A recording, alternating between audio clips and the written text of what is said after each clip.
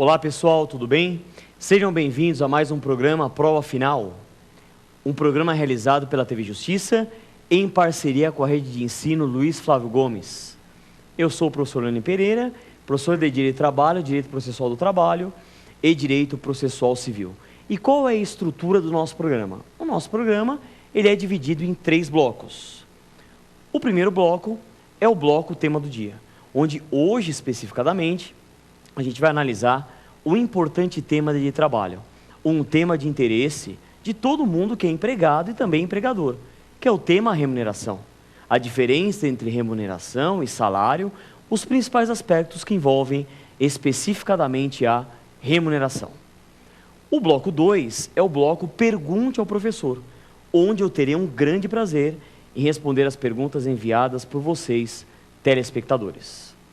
E por fim, o terceiro e último bloco é o bloco X da questão, onde a gente vai analisar como que esse tema ele vem caindo no exame de ordem. Analisaremos as últimas provas, em especial 2 questões. É isso, pessoal. Vamos analisar hoje tudo que envolve remuneração, segundo um pouquinho que a gente vai analisar importantes aspectos, como, por exemplo, alguém pode ganhar menos do que o salário mínimo? Até daqui a pouquinho.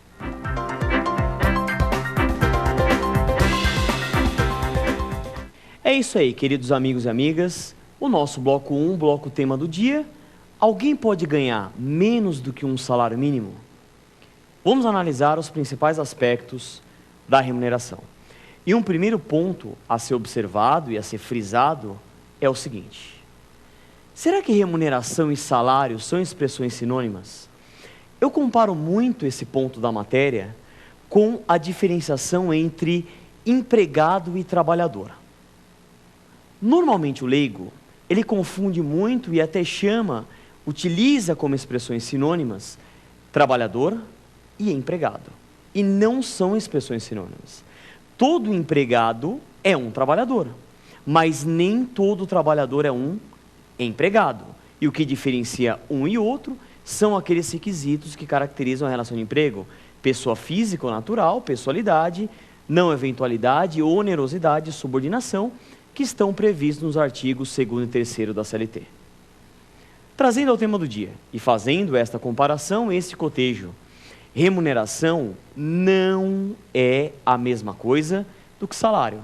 E quem que fala isso? A própria CLT, a consolidação das leis do trabalho. O artigo 457, caput da CLT, estabelece que remuneração é igual a salário mais gorjetas. Repetindo, remuneração é igual a salário mais gorjetas. Portanto, o salário integra a remuneração, a gorjeta integra a remuneração, e cuidado com a pegadinha clássica de prova, eles colocam se a gorjeta integra o salário errado, a gorjeta integra a remuneração, sendo, portanto, a remuneração o salário mais as gorjetas. E por que essa diferenciação? Salário vem do latim salarium, que significa sal, que era a moeda de troca em Roma. Quem que paga salário? É o empregador. Então, o pagamento do salário, ele justifica-se como contraprestação pelo serviço prestado. Então, o salário é pago exclusivamente, especificadamente pelo empregador. De outra sorte, as gorjetas, elas são pagas pelo terceiro. Portanto, o empregador paga salário e não remuneração, e o terceiro ele paga gorjeta. Lógico, aí é questão de matemática. Vamos pensar um pouco. Se aquele empregado, ele não ganha gorjeta, a remuneração vai ser sinônimo de salário. Mas, na verdade, o salário e a remuneração integram um conceito mais amplo, que é a remuneração, e isso está consubstanciado no artigo 457 da CLT. Ok até aqui? Vamos lá. Um primeiro ponto que a gente vai analisar, detalhando mais a exposição da matéria, é o tema gorjeta, que está na ordem do dia. Inclusive, temos projetos de lei tramitando no Congresso Nacional para alterar alguns pontos sobre a gorjeta. Mas agora, você que está nessa luta diária, rumo à aprovação, prestando prova, ou você mesmo que se interessa por direito do trabalho, vale a pena ressaltar o seguinte sobre gorjeta. Primeiro ponto, e reforçando, que a gorjeta ela é paga por terceiros. E existem duas espécies de gorjetas. Nós temos as gorjetas espontâneas e as gorjetas cobradas. E qual é a diferença? Gorjetas espontâneas. O que são essas gorjetas espontâneas? As gorjetas espontâneas são aquelas dadas espontaneamente pelo cliente ao empregado.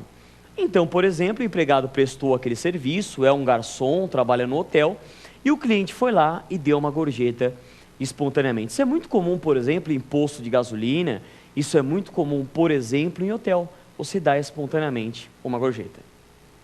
Só que existem também as gorjetas cobradas, que são aqueles famosos 10% cobrados na nota de serviço. E vale a pena ressaltar o seguinte, embora haja quem entenda em sentido contrário e tem projeto de lei em sentido contrário, qual é o sistema que foi adotado no nosso ordenamento jurídico brasileiro? As gorjetas aqui no Brasil são regidas pelo sistema facultativo. E o que é esse sistema facultativo? O cliente ele paga se ele quiser. Portanto, ele tem o direito de pagar ou não pagar aquelas gorjetas. E acredito que você já teve essa dúvida e muitas vezes a gente tem. Será que eu vou dar gorjeta?